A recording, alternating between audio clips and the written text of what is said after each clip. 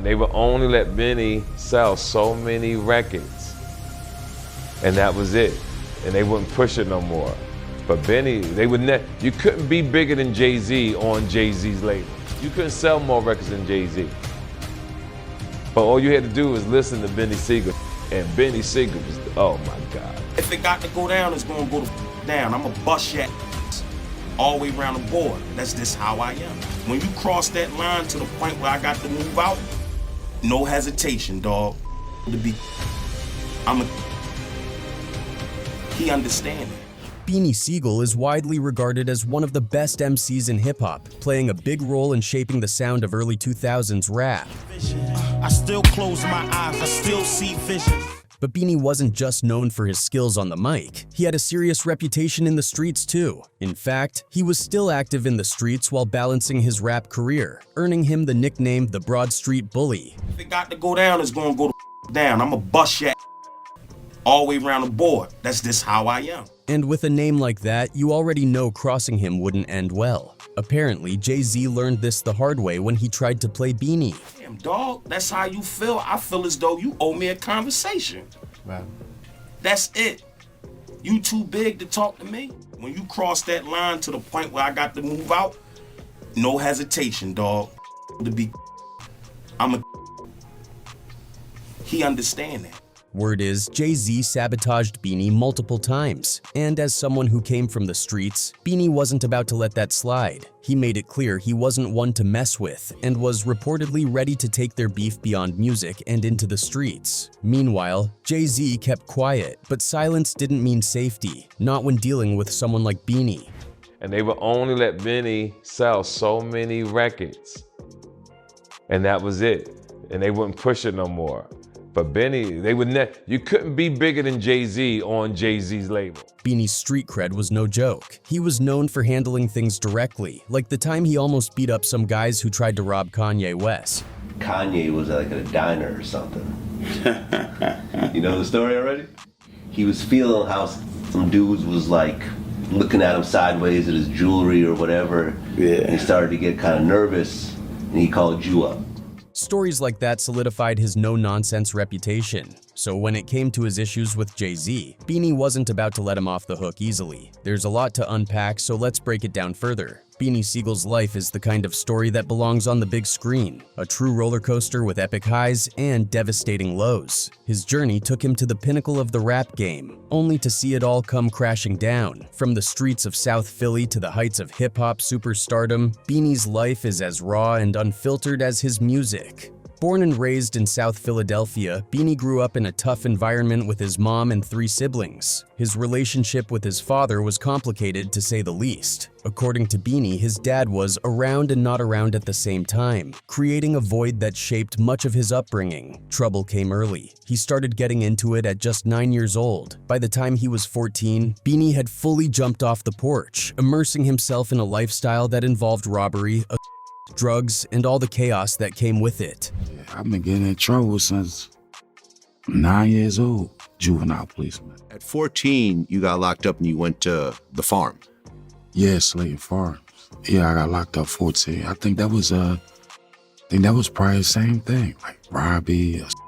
The streets of Philly were his stomping grounds, and they molded him into the no-nonsense figure he'd later become. Fast forward to the late 90s. Beanie was still living that street life, but fate had something else in store. One day, while hanging out with his friend Bubonic, a member of Philly's Most Wanted, Beanie ended up in a casual rap battle. It was all fun and games, but Boo was blown away by what he heard. He saw the raw talent Beanie didn't even realize he had and immediately told him he needed to come to a meeting with Roc-A-Fella Records. Now to set the stage. This was before Roc-A-Fella became the powerhouse it's remembered as today. Jay-Z had dropped Reasonable Doubt in 1996, and while it was a solid debut, the label was far from the behemoth it would eventually become. At that time, Beanie wasn't even thinking about rap as a career. He was more focused on the streets, and on the day of the meeting, had actually planned to hit up a dogfight to play some bets. To him, skipping that for a meeting about music seemed like a waste of time. This kind of thinking would pop up repeatedly in Beanie's life, a tendency to prioritize the streets over everything else. But after some convincing from Boo, who told him this was a real opportunity with contracts on the table, Beanie reluctantly agreed to tag along.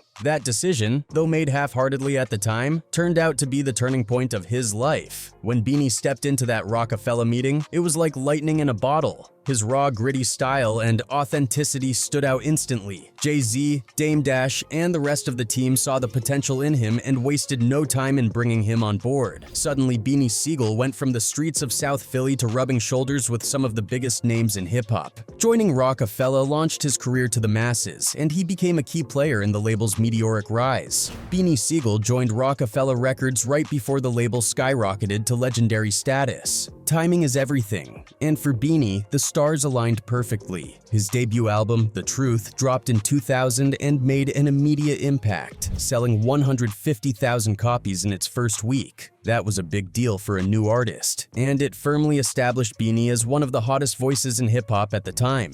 BC go with that arsenic flow.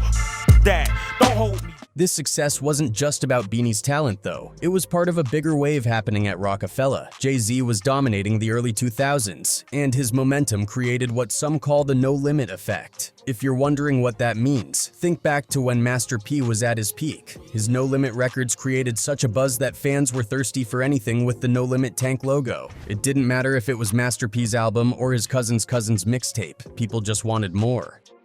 Jay-Z and Roc-A-Fella tapped into that same energy. By the time Beanie came into the fold, the Roc-A-Fella brand was like a golden ticket. Anything they touched, albums, merch, even movies, was practically guaranteed to succeed. And speaking of movies, Roc-A-Fella decided to dip into Hollywood with State Property in 2002, a hood classic that still holds its own in the streets today. State Property was more than just a movie. It was a cultural moment. Beanie played the main character, Fridge, and the story revolved around the street life and hustling that Beanie knew all too well. Oh, Bill. Going to get down or you going to lay down? Honestly, it's hard to say how much of his performance was acting and how much was just Beanie being himself. Either way, he nailed it. The movie was a financial win too, earning $2 million on a modest $600,000 budget. That's the kind of return Roc-A-Fella loved to see. The success of State Property wasn't just about the film. It coincided with the creation of the State Property Rap Group, a collective that Beanie spearheaded alongside Freeway. This wasn't just some thrown-together crew either. State Property had real talent, including Petey Crack, the Young Guns, Neef Buck and Young Chris, Oshino, and Emilio Sparks. Together, they brought a raw energy to Roc-A-Fella that perfectly complemented the label's vibe. Their first project as a group was the State Property movie soundtrack, which featured the now classic Rock the Mic by Beanie and Freeway. That track was everywhere, and it set the stage for their next release, The Chain Gang Vol. 2, in 2003. That album didn't just keep the momentum going, it elevated it. The Young Guns' single Can't Stop Won't Stop became a hit and even earned a Grammy nomination for Best Rap Performance by a Duo or Group.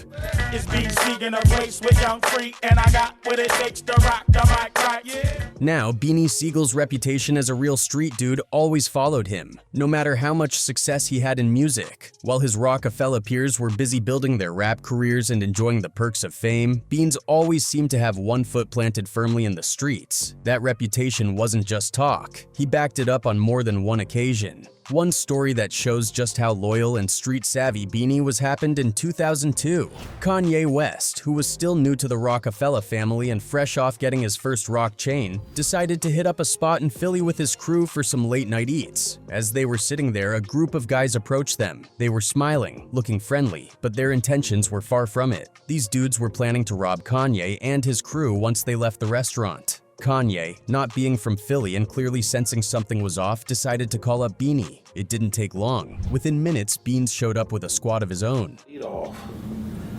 Like, hurry up. And when you come out of here, it's going down. The would-be robbers didn't stand a chance. Whatever they had planned ended as soon as Beans walked through the door, making it clear that Kanye was off limits. That's just the kind of person Beanie was. He looked out for his people, no questions asked. But Beanie didn't just have Kanye's back in dangerous situations. He also played a part in helping Kanye craft his identity as an artist. According to Kanye himself, it was Beanie who came up with the now iconic nickname Yeezy. That's a huge deal when you think about how much that name has become a part of Kanye's brand. You know what money though? I don't understand. Because he made up the name Yeezy.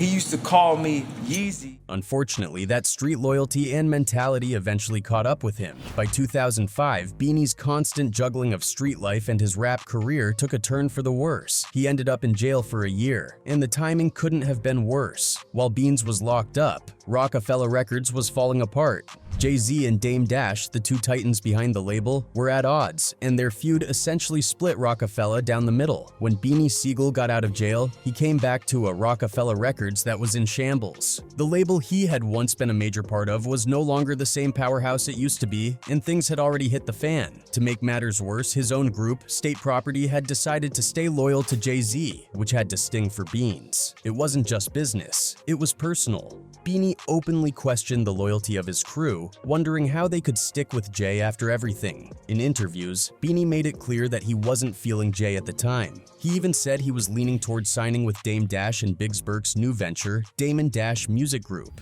His reasoning? Beanie claimed he had a stronger personal relationship with Damon Biggs than he ever did with Jay. He explained, "I've never been around Jay on an off day. It ain't like I made a choice of running with Damon Biggs or Damon Biggs held me down through my whole trial. It's not that. I would be a sucker if I said I signed with the Damon Dash Music Group, because they did that for me. It's love. You see how we chillin' now? This ain't about no business." Still, Beanie didn't want to pick sides in the Roc-A-Fella Civil War. Despite his feelings about Jay, he clarified that he wasn't trying to throw himself into the middle of the conflict. Instead, he reopened talks with Roc-A-Fella and eventually decided to stay with the label. In 2006, Beanie officially re-signed with Roc-A-Fella and got back to work on his music. He started recording for his fourth studio album, The Solution, and by 2007 he was back with a new single, All the Above, featuring R. Kelly. The song debuted at number 83 on the US R&B charts, and when The Solution dropped later that year, it made its way to number 37 on the Billboard charts. It looked like Beanie was trying to regain his footing, but cracks were already starting to show. The reality was that Beanie's career, and really the careers of most Roc-A-Fella artists who weren't Jay-Z, was on a downward spiral. Many industry insiders have since spoken about what went wrong during that time, and a lot of fingers point back to Jay. Comedian TK Kirkland shared a story he heard from a producer who worked with Roc-A-Fella. According to this producer, there was an unspoken rule at the label: no artist could be allowed to outshine Jay-Z. If your success started creeping too close to his, the brakes would be applied, hard. And they would only let Benny sell so many records. And that was it. And they wouldn't push it no more. But Benny, you couldn't be bigger than Jay-Z on Jay-Z's label. For Beanie, that meant his albums weren't pushed as hard as they could have been. Even when he delivered solid projects, they never got the full marketing and promotional backing needed to reach their full potential. And it wasn't just TK Kirkland saying this. Dame Dash himself has also hinted at similar sabotage. Dame claimed that if Beanie had signed with him instead of re-upping with Jay, he had big plans to take Beans' career to new heights. When Beans chose to go with Jay, that one hurt. Because I'd done a lot and prepared. I chose State Property over Rockware. But it almost like he tricked Beans to shelf him. Beanie Sigel himself has opened up about some personal moments that shaped his life and career, especially when it came to his relationship with Jay-Z. He mentioned how Jay-Z influenced his approach to writing music, specifically noting that Jay-Z, who is known for not writing his lyrics down, encouraged Beanie to adopt the same style. This change was significant for Beanie, altering his creative process. Do you write? No. Oh, you don't write? No. I picked that up from Jay.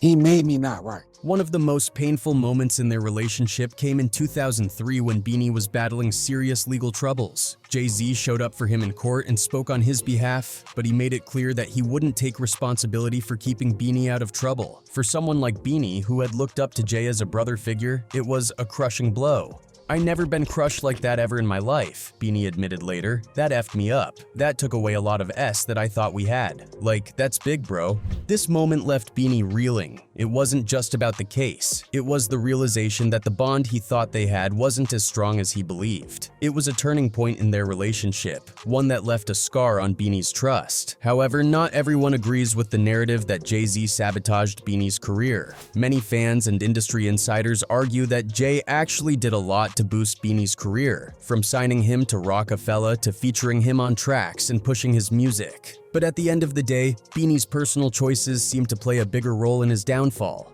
The truth is, Beanie couldn't keep himself out of trouble, and those decisions began to overshadow his undeniable talent. In 2006, Beanie became a victim of a shooting during an attempted robbery, although he managed to escape and drive himself to the hospital. And it wasn't like this was an isolated incident. Just a month before the shooting, Beanie had been released from jail after serving time for failing to pay child support. Then in 2009, he was arrested again in New Jersey for possession charges. By 2010, Beanie found himself in even deeper trouble when he was hit with 3 counts of failing to pay taxes on over $1 million in income. The result was a 25-month prison sentence, and if that wasn't enough, just 2 weeks before reporting to prison for his tax case, Beanie was arrested yet again, this time in Philadelphia, for drugs, weapons, and conspiracy charges after being pulled over by police. It seemed like no matter how hard he tried, the streets wouldn't let go of him, or maybe he couldn't let go of the streets. By September 2012, Beanie was locked up, serving his 2-year sentence for tax evasion. But because of the charges he caught just before reporting to prison, an additional 23 months were tacked on to his time. It was a rough patch, but Beanie finally got out on August 14, 2014 and was sent to a halfway house to start rebuilding his life. Unfortunately, trouble followed him yet again. Just 4 months after his release, Beanie was shot in New Jersey, and this time it was bad. He had to be rushed to the hospital for emergency surgery. The injuries were so severe that he ended up losing a lung. Beanie Sigel spent what should have been his most productive years bouncing in and out of jail during a time when music sales were breaking records left and right. He had everything going for him. A prime spot on Roc-A-Fella, the most popular rap label of the era, a foot in the door with acting, and connections to some of the hottest clothing lines of the time. He even played a part in shaping Kanye West's brand, coining the iconic Yeezy nickname. According to Beanie, Kanye offered him a staggering $50 million as a token of gratitude for the moniker, but he turned it down, a move that left many scratching their heads. Looking back, it's hard not to question that decision, especially when you consider Beanie's current financial situation. Reports estimate his net worth today at just $100,000, a shocking figure for someone who once stood at the forefront of hip-hop's golden era. Physically, Beanie's not in the best shape either. Losing a lung took a toll on his body. His voice sounds noticeably different, and he's lost a significant amount of weight. It's painful to see someone who had the world at their fingertips end up here. By all accounts, Beanie should be worth millions today, living comfortably off his contributions to the culture. Instead, it feels like he squandered his potential and wealth trying to maintain a tough guy image that ultimately cost him more than it gave. Of course, some people argue that Jay-Z might have played a role in Beanie's fallout, but there's another perspective that's gaining traction. Maybe Jay saw something others didn't. Say what you want about Jay-Z, and there's plenty that could be said. But one thing's clear, Jay knew when and how to leave the streets behind. He transitioned out of that life at the perfect time and focused on building a lasting legacy. Beanie, on the other hand, couldn't seem to let go of that lifestyle, and it seems like he had to learn those lessons the hard way.